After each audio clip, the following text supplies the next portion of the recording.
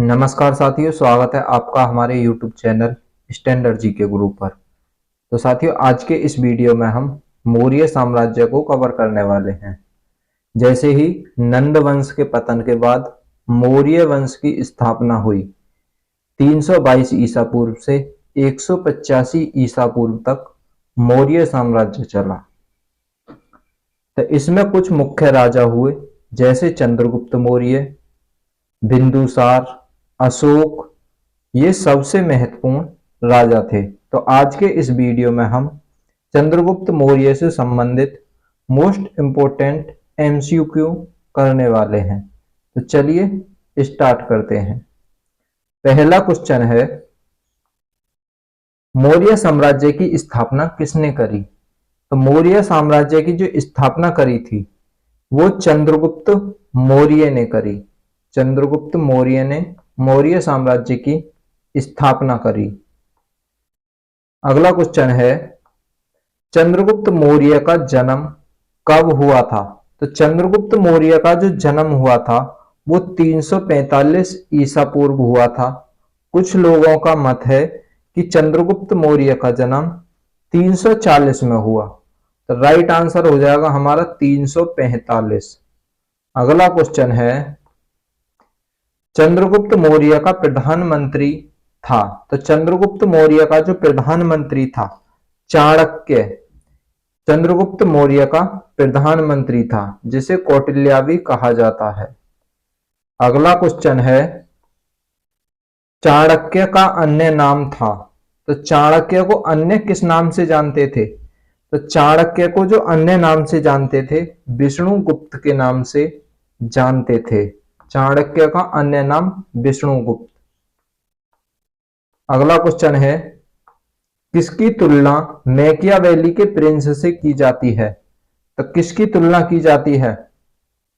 तो कौटिल्य के अर्थशास्त्र की तुलना, कौटिल्य के अर्थशास्त्र की तुलना मैकियावेली के प्रिंस से की जाती है। बी ऑप्शन बिल्कुल सही हो जाएगा। यदि वीडियो अच्छी लगे तो लाइक कर दें। अगला क्वेश्चन है, निम्नलिखित में से प्राचीनतम राजवंश कौन सा है? तो इन चारों में से सबसे प्राचीनतम राजवंश कौन सा है? मौर्य, गुप्त, कुषाण या फिर कणाद? तो इनमें सबसे प्राचीनतम जो राजवंश हो जाता है वो मौर्य राजवंश सबसे प्राचीन हो जाता है।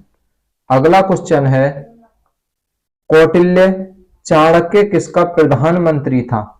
जो कि चाणक्य थे वो किसके प्रधानमंत्री थे? तो इसका सही जवाब हो जाएगा चंद्रगुप्त मौर्य के प्रधानमंत्री थे। चंद्रगुप्त मौर्य के प्रधानमंत्री चाणक्य।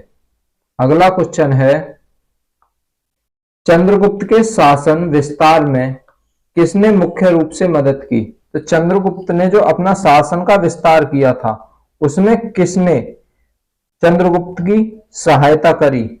तो सही जवाब हो जाएगा चाणक्य ने शासन विस्तार में चंद्रगुप्त की मदद करी थी।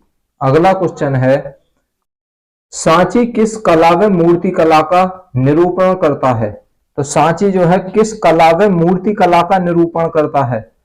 तो सांची में बौद्ध कला और बौद्ध मूर्ति कला का निरूपण करता है। किसका? बौद्ध कला का। सही जवाब हो जाएगा बौद्ध। अगला क्वेश्चन है, प्राचीन भारत का वह प्रसिद्ध शासक जिसने अपने जीवन के अंतिम दिनों में जैन धर्म को अपनाया था, तो वह कौन सा शासक था? तो जिसने अपने अंतिम दिनों में जैन धर्म को अपनाया तो कौन था वो? चंद्रगुप्त मौर्य। चंद्रगुप्त मौर्य ने अपने अंतिम दिनों में जैन धर्म को अपना लिया था। तो बी ए ऑप्शन बिल्कुल सही हो जाएगा, चंद्रगुप्त मौर्य ने। अगला क्वेश्चन है, मौर्य राजवंश की स्थापना किसने करी? मौर्य जो राजवंश था या साम्राज्य, इसकी स्थापना जो करी थी वो चंद्रगुप्त मौर्य ने करी थी। चंद्रगुप्त मौर्य ने मौर्य साम्राज्य या राज्य की स्थापना करी। अगला क्वेश्चन है, मौर्य साम्राज्य में प्रचलित मुद्रा का नाम क्या था? तो जो मौर्य साम्राज्य में मुद्रा चल रही थी उसे पण कहा जाता था। मौर्य साम्राज्य की मुद्रा को पण कहते थे। अगला क्वेश्चन है, निम्नलिखित में से कौन मौर्य वंश का शासक नहीं है? तो इन चारों में से मौर्य वंश का शासक कौन सा नहीं है? तो मौर्य वंश का शासक अजातशत्रु नहीं है। चंद्रगुप्त मौर्य, मौर्य के बाद बिंदुसार, बिंदुसार के बाद अशोक, उसके बाद बृहद्रथ। तो अजातशत्रु इसका हो जाएगा अजातशत्रु। अगला क्वेश्चन है, मुद्राक्ष का लेखक निम्नलिखित में से कौन है? तो मुद्राक्ष जो पुस्तक है उसके लेखक कौन हो जाते हैं? तो मुद्राक्ष जो पुस्तक लिखी है वो विशाखा दत्त द्वारा लिखी गई है। विशाखा दत्त ने मुद्राक्ष पुस्तक को लिखा है। अगला क्वेश्चन है, विशाखा दत्त के प्राचीन भारतीय नाटक मुद्राक्ष की विषय वस्तु है। तो मुद्राक्ष की जो विषय वस्तु है वो क्या है? तो चंद्रगुप्त मौर्य के समय राज दरबार में दुरंभिक संधियों के बारे में इसमें लिखा है। दुरंभिक संधियों के बारे में लिखा है। अगला क्वेश्चन है, मालवा, गुजरात एवं महाराष्ट्र किस शासक ने पहली बार जीते? तो जो मालवा, गुजरात और महाराष्ट्र थे ये पहली बार जो जीते थे तो कौन सा शासक था? चंद्रगुप्त मौर्य ने पहली बार जीते थे। अगला क्वेश्चन है, किसने सहिष्णुता, उदारता और करुणा के त्रिविध आधार पर राजवंश की स्थापना करी थी? तो त्रिविध आधार पर जो राजवंश की स्थापना करी थी वो कौन थे? तो उसने करी थी अशोक ने। अशोक ने त्रिविध आधार पर राजवंश की स्थापना करी। अगला क्वेश्चन है, निम्नलिखित में किस शहर में अशोक के शिलालेख नहीं हैं? तो किस शहर में अशोक के शिलालेख नहीं हैं? तो सही जवाब हो जाएगा, अशोक के जो शिलालेख हैं वो पाटलिपुत्र में नहीं मिले। पाटलिपुत्र में एक भी शिलालेख नहीं है। अगला क्वेश्चन है, अर्थशास्त्र का लेखक समकालीन था। तो जिसने अर्थशास्त्र लिखी, किसने लिखी थी? चाणक्य ने। चाणक्य किसके समकालीन थे? तो चंद्रगुप्त मौर्य के समकालीन थे। चंद्रगुप्त मौर्य का समकालीन। अगला क्वेश्चन है, नंद वंश के पश्चात मगध पर किस राजवंश ने शासन किया था? तो नंद वंश के पतन के बाद मगध पर जो शासन किया था वो मौर्य वंश ने किया था। मौर्य वंश ने शासन किया। अगला क्वेश्चन है, मौर्य काल में शिक्षा का सर्वाधिक प्रसिद्ध केंद्र था। तो मौर्य काल में जो शिक्षा का सर्वाधिक प्रसिद्ध केंद्र था वो तक्षशिला थी। तक्षशिला शिक्षा का उस समय सबसे प्रसिद्ध केंद्र था। अगला क्वेश्चन है, मेगस्थनीज की पुस्तक का नाम क्या है? तो मेगस्थनीज ने जो पुस्तक लिखी है उसका नाम क्या है? तो मेगस्थनीज की पुस्तक का नाम है इंडिका। इंडिका मेगस्थनीज द्वारा लिखी गई है। अगला क्वेश्चन है, जिसके ग्रंथ में चंद्रगुप्त मौर्य का विशिष्ट रूप से वर्णन हुआ है। तो जिसके ग्रंथ में चंद्रगुप्त मौर्य का विशिष्ट रूप से वर्णन हुआ है वह कौन सा है? तो वह कौन सा ग्रंथ है या किसके ग्रंथ में हुआ है? तो किसके ग्रंथ में हुआ है? सही जवाब हो जाएगा विशाखा दत्त के ग्रंथ में। विशाखा दत्त के ग्रंथ में चंद्रगुप्त मौर्य का विशिष्ट रूप से वर्णन हुआ है। अगला क्वेश्चन है, वह स्रोत जिसमें पाटलिपुत्र के प्रशासन का वर्णन उपलब्ध है वह है। तो वह कौन सा स्रोत है जिसमें पाटलिपुत्र के प्रशासन के वर्णन के बारे में जानकारी मिलती है? तो कौन सा स्रोत हो जाता है? वो हो जाती है इंडिका। इंडिका पुस्तक में पाटलिपुत्र के प्रशासन का वर्णन उपलब्ध है। अगला क्वेश्चन है, मौर्य राजा ने दक्कन की विजय प्राप्त की थी। तो किस मौर्य राजा ने दक्कन की विजय प्राप्त करी थी? तो सही जवाब हो जाएगा चंद्रगुप्त मौर्य ने। चंद्रगुप्त मौर्य ने दक्कन की विजय प्राप्त करी थी।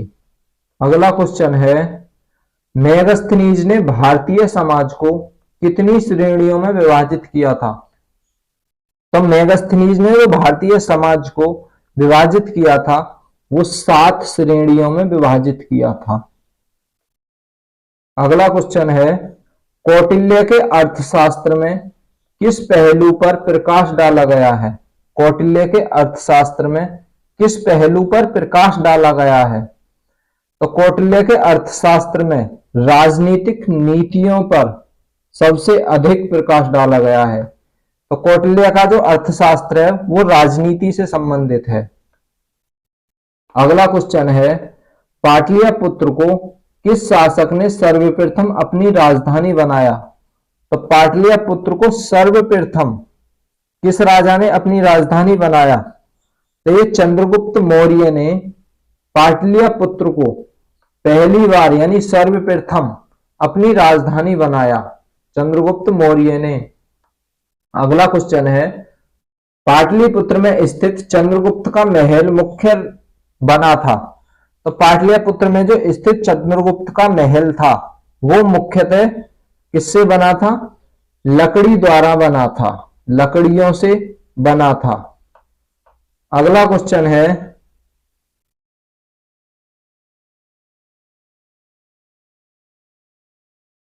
किस अभिलेख से यह साबित होता है कि चंद्रगुप्त का प्रभाव पश्चिम भारत तक फैला हुआ था? तो किस अभिलेख से प्राप्त होता है कि चंद्रगुप्त मौर्य का शासनकाल पश्चिम भारत तक फैला हुआ है? तो ये रुद्रदामन का जूनागढ़ अभिलेख, रुद्रदामन का जूनागढ़ अभिलेख, इससे प्राप्त होता है कि चंद्रगुप्त मौर्य का पश्चिम भारत तक फैला हुआ था। अगला क्वेश्चन है, प्रथम भारतीय साम्राज्य की स्थापना किसने करी? तो प्रथम भारतीय साम्राज्य की स्थापना चंद्रगुप्त मौर्य द्वारा की गई। प्रथम भारतीय साम्राज्य की स्थापना चंद्रगुप्त मौर्य द्वारा की गई।